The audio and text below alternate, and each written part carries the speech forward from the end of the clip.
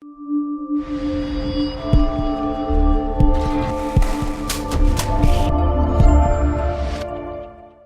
know that recently there have been a lot of tax changes, and as we begin almost a new era, the beginning of 2019, business owners and those professionals who are proactive and incorporated, they've got some new issues to deal with when it comes to taxation. Is that correct? Yes, that is. The new passive income tax rules came into force January the 1st.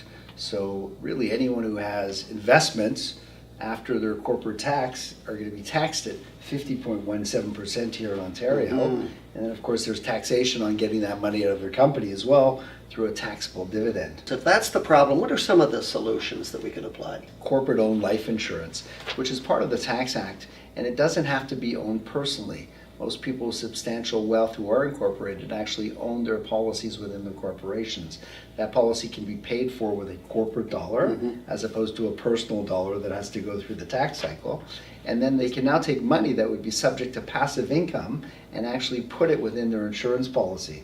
Now that no longer is going to be taxed at 50.17%, and it grows tax-free, and as I mentioned, can be accessed tax effectively. And upon death, the proceeds from the insurance and any of the values that have been built up actually get credited to the corporation's CDA, their capital dividend account, and all of that money can come out virtually to their beneficiaries.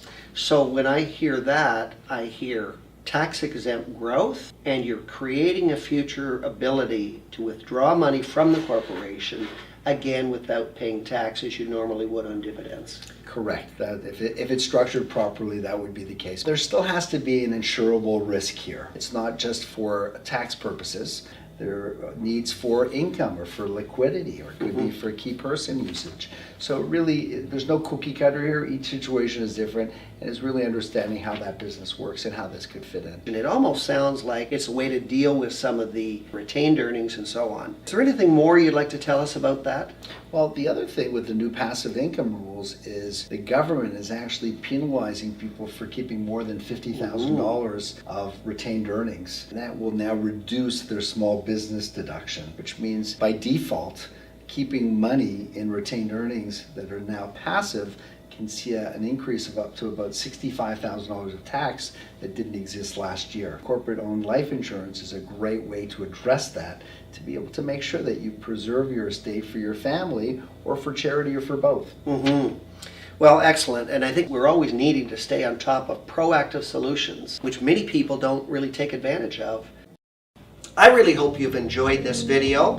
We're pleased to have Mark Halpern of WealthInsurance.com with us today, an outstanding firm in the insurance market that we've been pleased to work with. Well, we're really so fortunate to partner with Wealth Stewards, who is really the preeminent financial planning firm in Canada, and we're delighted to be helping clients together. Thank you for listening. I'm Mark Halpern of WealthInsurance.com. We'd love to help you in any way we can for a no obligation consultation. You can either go to our website, WealthInsurance.com, or send me an email, Mark, M-A-R-K, at WealthInsurance.com, or call us at 416-364-2929. And spending 30 minutes to see how you can preserve all your hard work for your family or for charities that you're passionate about would be a great investment for you.